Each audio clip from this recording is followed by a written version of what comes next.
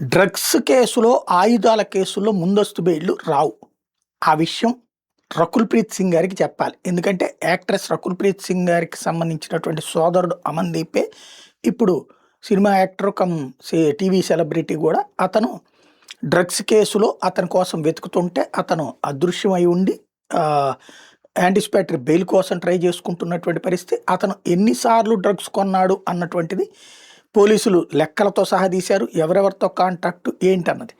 హైకోర్టును అప్రోచ్ అయ్యాడు అతను బెయిల్ కోసం. హైకోర్టు నిరాకరించింది అతనికి. కాబట్టి ఖచ్చితంగా జైలుకి వెళ్ళక తప్పనటువంటి పరిస్థితి. సుప్రీం కోర్టుకి వెళ్ళినా కూడా ఈ కేసులలో బెయిల్ రాదు.